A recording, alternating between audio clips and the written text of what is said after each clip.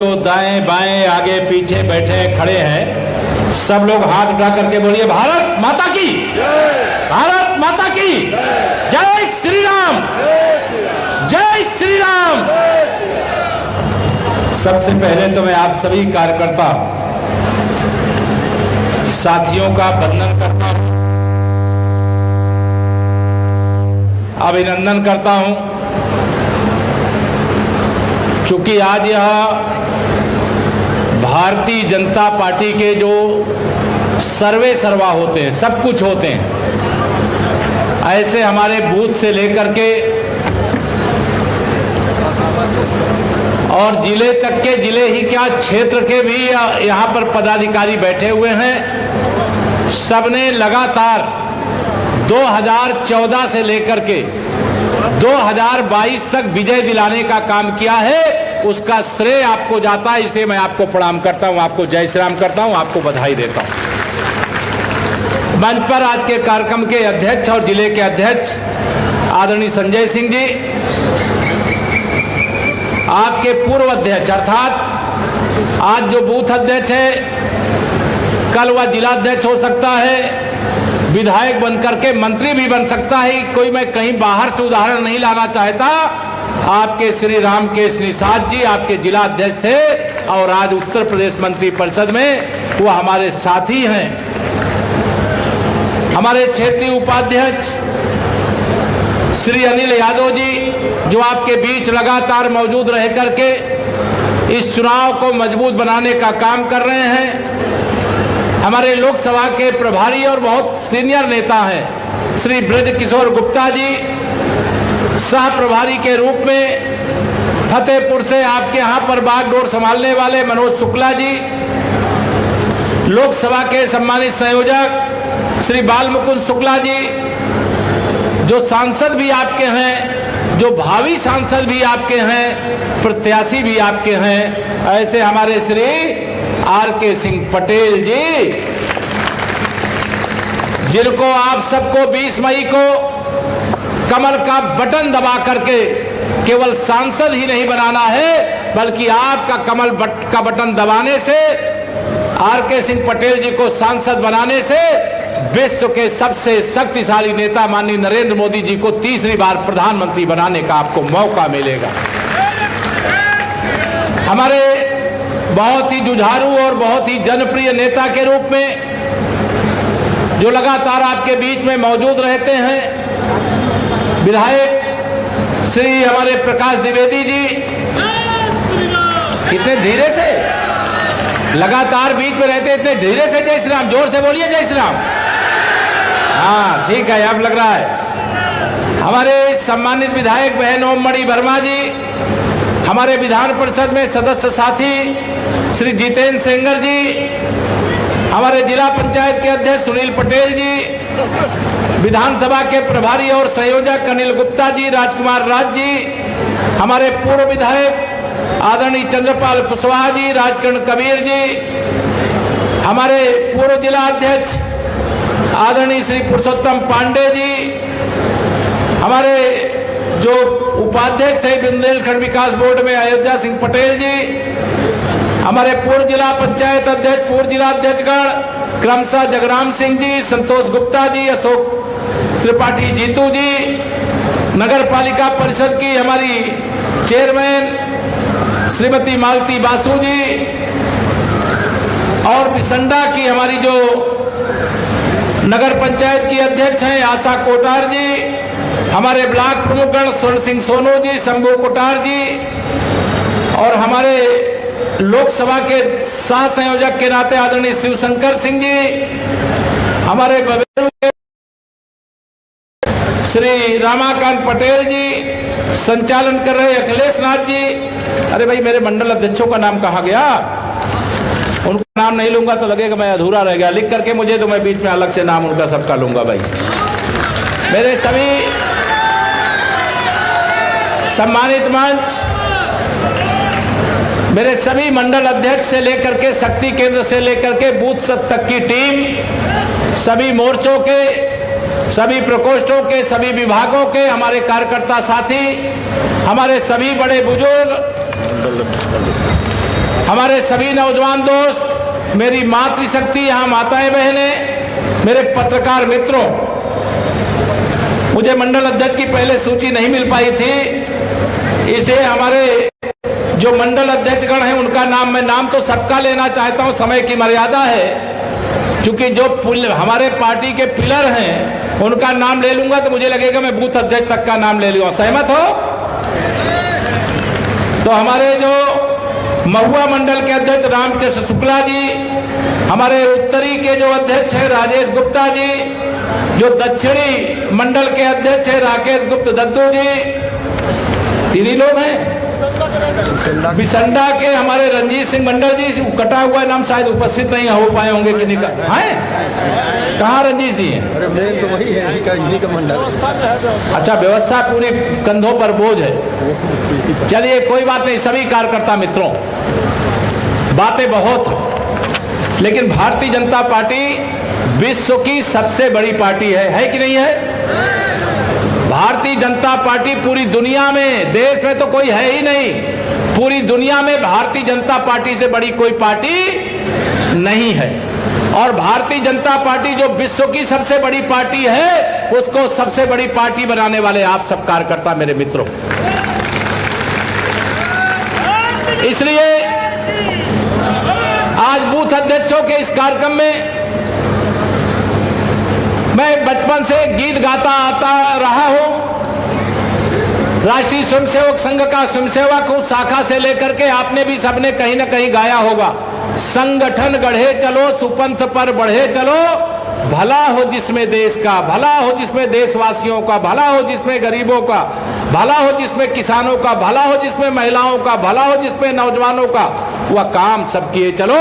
मेरे कार्यकर्ताओं, आज यह गीत ही मुख्य रूप से आज गाने के लिए, और उसको विभिन्न नामों से अभी मैं आपके सामने बात रखूंगा। 2024 का लोकसभा चुनाव ये साधारण चुनाव नहीं है मेरे साथियों। 2024 का लोकसभा चुनाव आजादी के बाद से लेकर के अब तक जितने चुनाव हुए हैं उन सबसे बड़ा चुनाव है। क्योंकि 2024 का लोकसभा चुनाव जीतने के बाद, माननीय नरेंद्र मोदी जी के तीसरी बार प्रधानमंत्री बनने के बाद, हमारा देश 5 साल आगे नहीं जाएगा, बल्कि हमारा देश 100 साल आगे बढ़ जाएगा। भारतीय जनता पार्टी की सरकार में बुंदेलखंड का बहुमुखी विकास हुआ है कि नहीं हुआ है? चतुर्दिक विकास हुआ है कि नहीं हुआ है? गरीब की भलाई हुई है कि नहीं हुई है? किसान को सम्मान निधि मिली है कि नहीं मिली है? माताओं बहनों का सशक्तिकरण हुआ है कि नहीं हुआ है? नौजवानों के रोजगार के रास्ते खुले हैं कि नहीं खुले हैं? अगर बुंदेलखंड के बारे में 2014 से पहले कहें या 2017 से पहले कहें, क्या था बुंदेलखंड में? घोटाला था, भ्रष्टाचार था, चारों तरफ लूट थी, गरीबों के नाम पर योजना बनती थी, सड़क के नाम पर पैसा आता था, सब खा जाते थे, मौके पर कुछ भी नहीं होता था। जब आपने माननीय नरेंद्र मोदी जी को हिंदुस्तान का प्रधानमंत्री बनाया तो उन्होंने कहा, आप सभी की ताकत के बल पर हम भ्रष्टाचार मुक्त भारत बनाएंगे, भ्रष्टाचार मुक्त बुंदेलखंड बनाएंगे। और रास्ता क्या है? अगर नगद लेकर के कोई पैसा आएगा तो आपको पूरा पैसा देता क्या? मेरे मोदी जी ने देश में 52 करोड़ लोगों के बैंक के खाते खोल दिए। जो भी पैसा देना है लखनऊ से दो चाहे दिल्ली से दो, सीधा बैंक खाते में भेजने का काम करो।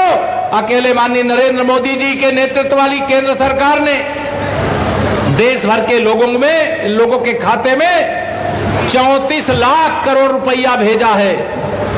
और आप सब ध्यान रखना, अगर ये सपा बसपा कांग्रेस वाले होते तो इनका फार्मूला था 100 रुपया में से 85 रुपया खा जाओ, केवल 15 रुपया लोगों तक पहुंचाओ। अगर 34 लाख करोड़ लोगों को बांटने के लिए इनके हाथ में मौका होता तो आप सबको मिलता 5 लाख करोड़ रुपया। 29 लाख करोड़ का एक और बड़ा ऐतिहासिक घोटाला जो विश्व का सबसे बड़ा घोटाला साबित होता, यह करने का काम करते।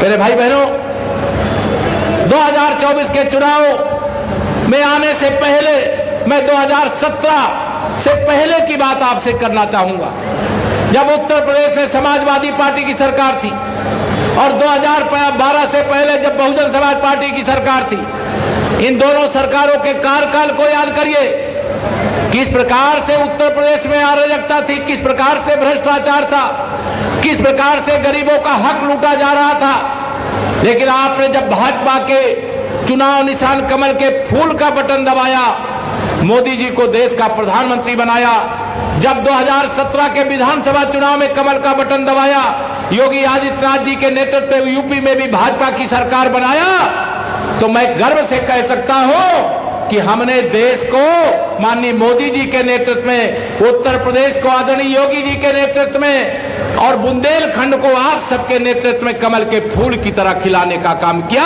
इसमें कोई शंका नहीं होनी चाहिए किसी को। और प्रधानमंत्री जी का भाषण आप सब सोशल मीडिया में सुनते हैं। उन्होंने कहा कि अभी जो 10 साल आपने देखा है वो तो झांकी है, पूरी पिक्चर बाकी है, जो 4 जून को 4 बजे 400 पार होते ही दिखाना शुरू कर दूंगा। देखना चाहोगे वो पिक्चर कि नहीं देखना चाहोगे? आज जो गरीब आदमी है, बताइए, अगर माननीय नरेंद्र मोदी जी नहीं होते तो 4 करोड़ गरीबों को प्रधानमंत्री आवास मिलता क्या? दोनों हाथ उठा बताइए, मिलता क्या? अगर माननीय नरेंद्र मोदी जी को आपने प्रधानमंत्री नहीं बनाया होता तो बुंदेलखंड में हर घर नल से जल पहुंचाने की योजना आ सकती थी क्या? अगर आपने माननीय नरेंद्र मोदी जी को भारत का प्रधानमंत्री नहीं बनाया होता तो प्रधानमंत्री गरीब कल्याण अन्न योजना का राशन अभी तक तो आपको मिल ही रहा है, आगे और 5 साल मिलेगा। ये संभव था क्या? गरीब आदमी बीमारी पाल करके बैठा रहता था क्योंकि इलाज कराने के लिए पैसा नहीं होता था। माननीय नरेंद्र मोदी जी ने 5 लाख रुपया तक का इलाज कराने के लिए परिवार की व्यवस्था करने का काम किया था। मैं जानता हूं, आप भी जानते होंगे, हजारों ऐसे बीमार लोग थे, बड़ी बड़ी बीमारियां पाले थे, आयुष्मान कार्ड उनको मिला, उसका इलाज करा करके आज वो स्वस्थ हैं। बताइए सही है कि नहीं सही है? माननीय नरेंद्र मोदी जी के नेतृत्व वाली सरकार, उन्होंने कहा है 4 जून को 4 बजे 400 पार होने के बाद जो सरकार का तीसरा कार्यकाल शुरू होगा, 70 साल और उससे ऊपर के बुजुर्गों के लिए 5 लाख रुपया तक का इलाज 1 साल में कराने की व्यवस्था, यह मोदी जी की घोषणा है और गारंटी है। अभी भी बहुत सारे लोग होंगे, मेरे बूथ अध्यक्ष हैं, आप सब जनता के बीच में रहते हो, कई लोगों को प्रधानमंत्री आवास की अभी भी जरूरत होगी, उनको नहीं मिला होगा। ऐसा है कि नहीं है? मोदी जी ने कहा है कि तीसरी बार मोदी सरकार का मतलब है 3 करोड़ और प्रधानमंत्री आवास बनाने का काम करेंगे। और मैं यहां मंच पर बैठे हुए नेतृत्व के सामने अपने बूथ अध्यक्षों से कहना चाहता हूं, जो वास्तव में पात्र है, जिनको लगता है कि प्रधानमंत्री आवास मिलना चाहिए, गारंटी वाली गाड़ी गई थी, लेकिन सूची बना करके आप देना, और जो बेघर होगा उसको घर देने का काम यह मंच और यहां मंच पर बैठे आपके प्रदेश सरकार में जो मंत्री रामकेश जी है और केशव प्रसाद अपने कार्यकर्ताओं को विश्वास दिलाता है कि जो आप वादा करोगे वो वादा आपका नहीं होगा, वह वादा यह पूरे मंच का होगा, और उस वादे को पूरा करने की जिम्मेदारी निभाने का काम किया जाएगा। हमारा कार्यकर्ता ही हमारा सब कुछ है। मुझे लगातार दूसरी बार उत्तर प्रदेश का उप मुख्यमंत्री बनने का अवसर मिला है, लेकिन मैंने अपने कार्यकर्ता से बड़ा अपने को कभी नहीं माना। मैं उप मुख्यमंत्री अपने को बाद में मानता हूं, अपने को भारतीय जनता पार्टी का कार्यकर्ता पहले मानता हूं। मेरे कार्यकर्ताओं का सम्मान हो, कार्यकर्ताओं की पहचान हो, कार्यकर्ता हमारा मजबूती से पार्टी को आगे बढ़ाए और कार्यकर्ता भी आगे बढ़े, यह जिम्मेदारी है। आज ये मैं कहना चाहता हूं, कई बार ऐसी स्थितियां आती हैं, चुनाव आया है लोकसभा का, विपक्षी दल के लोगों से पूछो, सब कह रहे हैं कि हम चुनाव में इस सीट में लड़ रहे हैं, इस सीट को जीत रहे हैं, उस सीट को जीत रहे हैं। अरे मुझे बताइए, 2014 के लोकसभा चुनाव में यूपी में किसकी सरकार थी? 2014 का जब लोकसभा चुनाव हुआ, यूपी में समाजवादी पार्टी की सरकार थी कि नहीं? आप ही सब कार्यकर्ता थे। समाजवादी पार्टी की सरकार और उनके गुंडों से कौन लड़ा था? आप लोगों ने लड़ करके कमल का फूल खिलाया था जब सपा की सरकार थी और आगे भी रहने वाली थी। 73 सांसद जिताए थे, उसमें बांदा का सांसद भी शामिल था। 2017 का जब विधानसभा चुनाव आया, पूरे बुंदेलखंड में सपा बसपा कांग्रेस का आपने सुपड़ा साफ कर दिया और उत्तर प्रदेश में 325 विधायक बनाए। तब किसकी सरकार यूपी में थी? समाजवादी पार्टी की सरकार थी। समाजवादी पार्टी के गुंडों की गुंडागर्दी थी, लेकिन फिर भी आपने 325 विधायक जिता दिए। आप हनुमान जी की तरह शक्तिशाली हो मेरे मित्रों, ये ध्यान रखना। हनुमान जी के लिए चौपाई गोस्वामी तुलसीदास जी ने लिखी है कि राम काज कीन है विराम मोहि कहा विश्राम। और मेरे भारतीय जनता पार्टी के कार्यकर्ताओं के लिए राष्ट्र काज कीन है विराम मोहि कहा विश्राम। पार्टी को बूथ पर जिताए बिना मोहि कहा विश्राम। यह लक्ष्य लेकर के आज जाना। अगर 2014 और 2017 आप जीत सकते हो तो 2024 तो आप सबसे बड़े अंतर से जीत सकते हो, रिकॉर्ड वोटों से जीतने का काम कर सकते हो। 2019 में मैं अभी पूछ रहा था रामकेश जी से, अध्यक्ष जी से, कि 2019 में कितने वोटों से जिताया था आप लोगों ने आर.के. पटेल जी को, तो मुझे बताए 60,000 से जिताए थे। कब? जब सपा बसपा का गठबंधन था तब। सही है? आज सपा बसपा का गठबंधन है क्या? सपा बसपा गठबंधन के बिना, जब गठबंधन करके नहीं जीत सकी तो क्या गठबंधन करके जीत सकती है क्या? बिना गठबंधन के जीत सकती है क्या?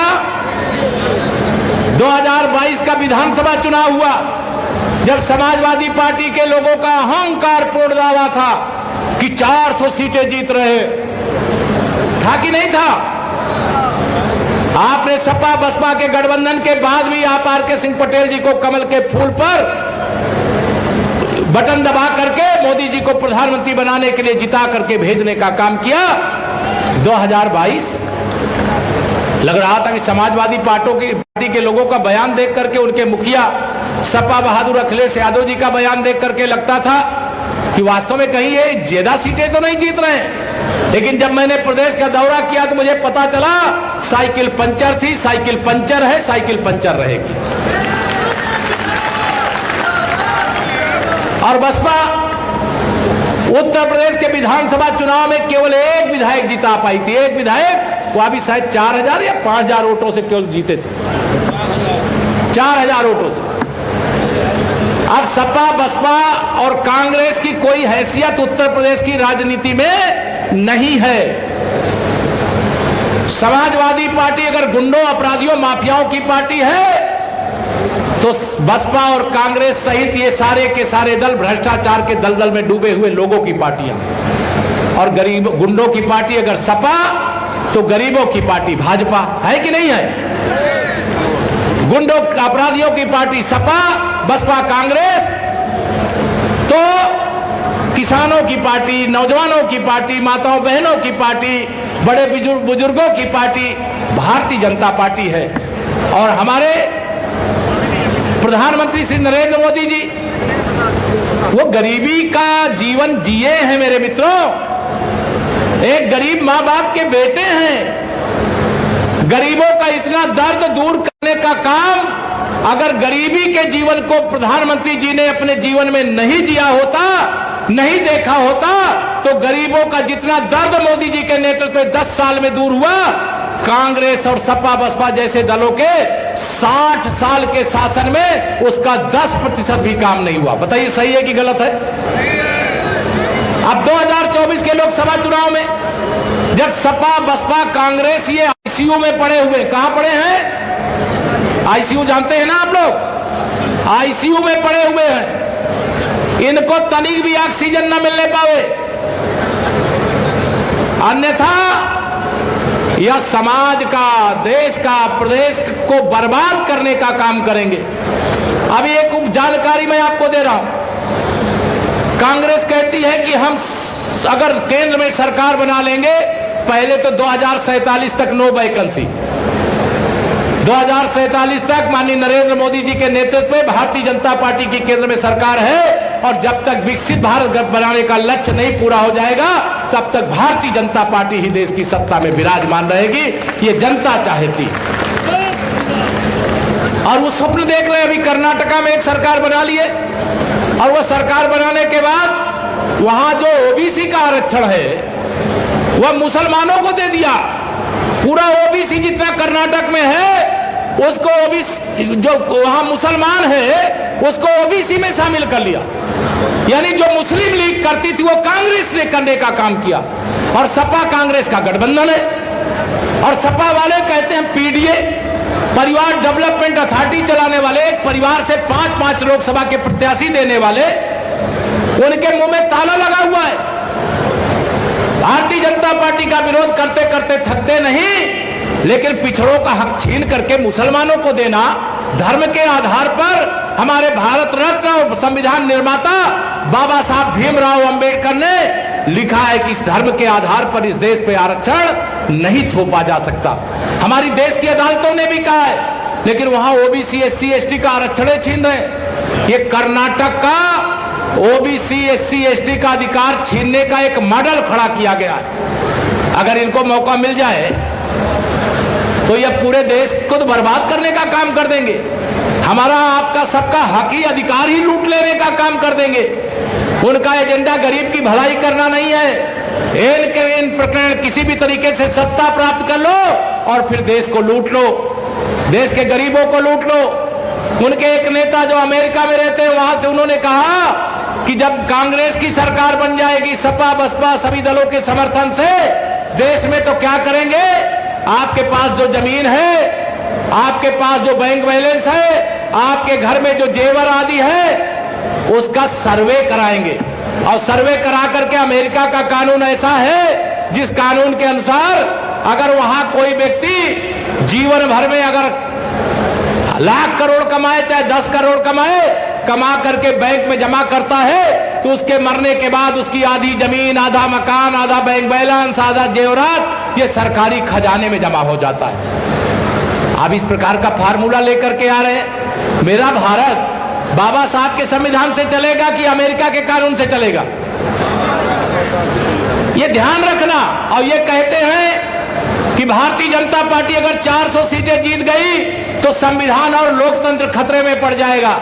मेरे मित्रों ध्यान रखना, न संविधान को कोई खतरा है न लोकतंत्र को कोई खतरा है। खतरा है तो सपा बसपा कांग्रेस के राजनीतिक भविष्य को खतरा है। खतरा है तो श्री राहुल गांधी, श्री अखिलेश यादव जी, बहन मायावती जी के राजनीतिक भविष्य का खतरा है। मैं आप सबको आह्वान करना चाहता हूं, निवेदन करना चाहता हूं, 2024 के चुनाव में चूंकि बूथ अध्यक्षों का ये कार्यक्रम है, आपके बहुत सारे कार्यक्रम हुए, कल नामांकन भी है। कल नामांकन था, अगर मुझे मालूम होता तो आज के कार्यक्रम को रखने की कोई बहुत जरूरत नहीं थी, लेकिन आज कार्यक्रम रखा है, कल नामांकन में भी जाना है। इसे लंबी बात ना करके इतना ही निवेदन करूंगा। माननीय प्रधानमंत्री जी, अभी राष्ट्रीय महाधिवेशन हुआ था भारतीय जनता पार्टी का दिल्ली में। यहाँ मंच में बहुत लोग होंगे जो उसमें गए होंगे। कौन कौन लोग गए थे? माननीय मोदी जी ने, भारतीय जनता पार्टी के नेतृत्व ने कहा था कि जब हम देश में बहुमत में आएंगे तो जम्मू कश्मीर से 370 हटाएंगे। बताइए हटाया कि नहीं हटाया? दोनों हाथ उठा के बताओ, हटाया कि नहीं हटाया? भारतीय जनता पार्टी जब बहुमत में आएगी, हमारे प्रधानमंत्री जी ने कहा था अयोध्या में रामलला का भव्य मंदिर बनवाएंगे। बताइए भव्य मंदिर बनवाया कि नहीं बनवाया? जोर से बोलो, सब लोग नहीं हाथ उठा रहे हो, उठाइए। भगवान राम की धरती है, बनाया। अर्थात मोदी जी ने जो कहा वो किया। किया कि नहीं किया? किया कि नहीं किया? अगर मोदी जी ने जो कहा है वो किया है तो मोदी जी जो हम आपसे कह रहे हैं, हम सब कार्यकर्ताओं से कहा है, वो हमें भी करना चाहिए कि नहीं करना चाहिए? दोनों हाथ उठा के बताओ, करना चाहिए कि नहीं करना चाहिए? मोदी जी ने कहा है 370 मैंने हटाया है। मेरे कार्यकर्ता साथियों को मेरा प्रणाम कह देना, मैं मोदी जी का प्रणाम आप सबको निवेदन कर रहा हूं। और उन्होंने कहा है हर बूथ पर जितना वोट 2019 और 19 का ही मैं लूंगा, लोकसभा का ही लूंगा, 2019 के लोकसभा में मिला था उसमें अपने बूथ के अंदर 370 और वोट बढ़ा देना। कितना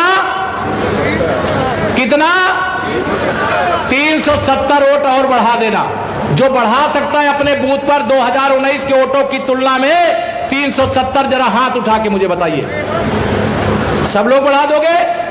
तब तो इस सपा और कांग्रेस बसपा के प्रत्याशी की जमानत जब्त हो जाएगी। मैं आपका अभिनंदन करता हूं और आपको विश्वास दिलाता हूं। माननीय प्रधानमंत्री मोदी जी के नेतृत्व में तीसरी बार सरकार बनने के बाद वादा है, जम्मू कश्मीर से 370 हटाया है, पाकिस्तान के कब्जे वाले कश्मीर में तिरंगा भी फहराने का काम करेगा। माननीय नरेंद्र मोदी जी के नेतृत्व में सरकार बनने का मतलब, पहले मैं भाषण दिया करता था, अभी सिंधु परिषद में था, जो तो को कांटा बोवे ताए बो तू भाला। अर्थात पाकिस्तान क्या बोलता था? आतंकवाद की खेती करता था और भारत में सप्लाई करता था। जम्मू कश्मीर के अंदर हमारे आपके भाई जो सेना में जवान के रूप में देश की रक्षा करते, उनको मरवाने का काम करता था। जम्मू कश्मीर के नागरिकों को मरवाने, वहां के ब्राह्मणों को निकलवाने का काम करता था। आज मोदी जी के नेतृत्व में जब सरकार बनी, बताइए अब 2 आतंकवादी हमले छोड़ दो, एक उरी का, एक पुलवामा का, उसके बाद कोई आतंकवादी हमला हो रहा है क्या? घर में घुसकर मारे हैं, घर में घुसकर मारेंगे, ये पाकिस्तान वालों को पता है। अब माननीय नरेंद्र मोदी जी के नेतृत्व में देश में सरकार है। पहले गोली चलाने की अनुमति भी दिल्ली से लेना पड़ता था, लेकिन जब से आपने 56 इंच के सीने वाले को देश की बागडोर सौंप दिया, उन्होंने कहा पहली गोली मत चलाना, लेकिन अगर उधर से गोली चल जाए तो गोला से जवाब देना, ईंट का जवाब पत्थर से देना। और दिया है। जब उरी का हमला हुआ, सर्जिकल स्ट्राइक किया इसी भारत की सेना ने। और जब पुलवामा में आतंकवादी हमला हुआ तो एयर स्ट्राइक किया पाकिस्तान के अंदर, जहां आतंकवादियों को पैदा करने की फैक्ट्री चलती थी, उसे तहस नहस किया कि नहीं किया? हमारा कैप्टन अभिनंदन, जो पाकिस्तान के विमान को खदेड़ते हुए पाकिस्तान के अंदर घुस करके मार दिया था, हमारा लड़ाकू विमान भी उसमें क्षतिग्रस्त हुआ और कैप्टन अभिनंदन पाकिस्तान की धरती पर गिर गए और पाकिस्तान की सेना ने उन्हें गिरफ्तार कर लिया था। 56 इंच के सीने वाले ने इस्लामाबाद को खबर पहुंचा दी कि अगर 48 घंटे के अंदर मेरा कैप्टन अभिनंदन सकुशल भारत वापस नहीं आया तो विश्व के मानचित्र से पाकिस्तान का नक्शा मिटा दूंगा। यह काम कांग्रेस कर सकती है क्या? सपा बसपा वाले कर सकते हैं क्या? तुष्टीकरण की राजनीति को खत्म किया कि नहीं किया? बताइए मोदी जी ने। 2014 से पहले इस देश में रोजा अफ्तार की पार्टियां होती थी और आज आप सबकी ताकत ऐसी है, कमल का बटन दबाने के कारण, मोदी जी को पीएम बनाने के कारण, कि ये सारे जो रोजा अफ्तार की पार्टियां करते थे मंदिर में जाकर के माथा टेक रहे हैं। ये आपके कमल के फूल का बटन दबाने की ताकत है। 2024 का यह लोकसभा चुनाव ऐतिहासिक चुनाव है। पूरी दुनिया जानती है अगर मोदी जी तीसरी बार भारत के प्रधानमंत्री बन गए तो पूरी दुनिया को पछाड़ देंगे और भारत को पूरी दुनिया में आगे खड़ा कर देंगे। अभी हम दुनिया की 5वीं अर्थव्यवस्था है। मोदी जी ने कहा तीसरी बार तीसरी अर्थव्यवस्था बनाएंगे। केवल कांग्रेस सपा बसपा वाले नहीं घबरा रहे, भाजपा विरोधी दल नहीं घबरा रहे, इंडी गठबंधन नहीं घबरा रहा है, पूरी दुनिया घबरा रही है। चीन भी घबरा रहा है कि मोदी जी के नेतृत्व में जब भारत में भारतीय जनता पार्टी की आपने सरकार बनाई, गालवान घाटी पर चीन के साथ भी 2-2 हाथ हुए थे। आपने सोशल मीडिया पे देखा होगा। भारत के मेरे वीर बांकुरे सैनिकों ने चीन के सैनिकों को पटक पटक करके मारने का काम किया था। देखा था कि नहीं? वीडियो देखा था। अमेरिका पहले दुनिया के अगर किसी देश का आतंकवादी उनके यहां हमला करता था, ओसामा बिन लादेन कहां छिपा था? पाकिस्तान में। अमेरिका ने पाकिस्तान पर हमला किया था कि नहीं किया था? ओसामा बिन लादेन को मारा था कि नहीं मारा था? जो काम अमेरिका कर सकता है वो भारत भी कर सकता है। 56 इंच के सीने वाले को आपके आशीर्वाद की जरूरत है। 2024 के लोकसभा चुनाव में विरोधियों के पास कोई मुद्दा नहीं, विकास के मुद्दे पर चुनाव लड़ना नहीं चाहते। राष्ट्रवाद के मुद्दे पर चुनाव लड़ना नहीं चाहते, गरीब के मुद्दे पर चुनाव लड़ना नहीं चाहते, महिलाओं के सशक्तिकरण के मुद्दे पर चुनाव लड़ना नहीं चाहते, नौजवानों के उज्जवल भविष्य को लेकर चुनाव लड़ना नहीं चाहते, महंगाई के मुद्दे पर चुनाव लड़ना नहीं चाहते, बेरोजगारी के मुद्दे पर चुनाव लड़ना नहीं चाहते, वो मोदी जी को हटाओ। क्यों हटाओ? क्योंकि तुम्हारे भ्रष्टाचार जो तुम्हारे पुरखों ने किया था, तुमने किया था, उसका खुलासा कर दिया है, इसलिए मोदी जी का हटाओ। सारे विरोधी एकजुट होकर के इनसे पूछो क्या लक्ष्य है? मोदी को प्रधानमंत्री नहीं बनने देना। बताओ यही है कि नहीं है? अरे भैया, मोदी जी को क्यों प्रधानमंत्री नहीं बनने देना? क्योंकि वो गरीबों के साथ खड़ा है,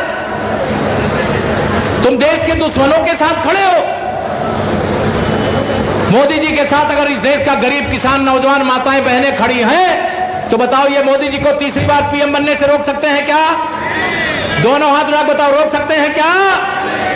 मैं आप सबको निवेदन करता हूं, इस चुनाव में बहुत अभी अफवाहें आएंगी, बहुत झूठ आएंगे, बहुत दुष्प्रचार आएंगे, लेकिन आप सबको डटे रहना है। यह भी ध्यान रखना, गर्मी बहुत है, बुंदेलखंड वाले आंधी क्या तूफान मिले, चाहे जितने व्यवधान मिले, उसको भी चीर करके कमल खिलाने की ताकत रखते हैं। लेकिन इस भीषण गर्मी के बीच में आप सबको आज संकल्प लेकर के जाना है। हमें अपने बूथ पर जितना वोट 2019 में मिला था, उसमें 370 बढ़ाना है, ये लिख करके ले जाना। कई लोग कहेंगे मैं तो अपने आप 500 बढ़ा सकता हूं। 500 बढ़ाओ जी, 500 साल बाद रामलला अपने जन्म स्थान पर विराजमान हुए। अभी तो बहुत कुछ करना बाकी है, अभी तो बहुत भ्रष्टाचार हुआ है। वह एक एक पाई वसूलने का मोदी जी ने कहा, न खाऊंगा न खाने दूंगा, और जिसने खाया है पाई पाई वसूल करके गरीब की भलाई में, देश की भलाई में समर्पित करने का काम करूंगा। बताइए करना चाहिए कि नहीं करना चाहिए? जो छापे पड़ रहे हैं डालना चाहिए कि नहीं डालना चाहिए? वो ताकत देने के लिए हम सबको पसीना बहाना चाहिए कि नहीं बहाना चाहिए? मैं आज बूथ के इन कार्यकर्ता मित्रों के सम्मेलन में इतना ही कहूंगा, बाकी सब कुछ जाइएगा भूल। अभी मैं देख रहा था आर के सिंह पटेल जी माफी मांग रहे थे। आर के सिंह जी, आप माफी मत मांगिए, यहाँ का कार्यकर्ता आपको नहीं, वो मोदी जी को प्रधानमंत्री बनाने के लिए वोट दे रहा है। आपने माफी मांगा, धन्यवाद करता हूं मैं आपको। कार्यकर्ता से बड़ा कोई सांसद विधायक नहीं होता, कोई मुख्यमंत्री और कोई उप मुख्यमंत्री नहीं होता। कार्यकर्ता सबसे बड़ा होता है, कार्यकर्ता के सम्मान से बड़ा कुछ भी दूसरा नहीं होता है। इसे मेरे मित्रों, पूरी ताकत के साथ चुनाव के इस महासमर में, इस महाभारत में डट जाइए। जो लक्ष्य प्रधानमंत्री जी ने दिया है 370 प्लस का, उसको ना भूलना ना भूलने देना। अपने बूथ में सबके पास जाइए। हम सबका साथ सबका विकास करते हैं, तो सबका वोट भी मांगने का हमें अधिकार है कि नहीं है? मैं नारा पहले लगाता 100 में 60 हमारा है, लेकिन आज मैं नारा लगा के जा रहा हूं बांदा की धरती से, 100 में से 80% हमारा है, 20% में बंटवारा है, बंटवारे में भी हमारा है, क्योंकि हमने सबका साथ सबका विकास किया है। बहुत बहुत धन्यवाद। भारत माता की, भारत माता की, आप सबका आभार।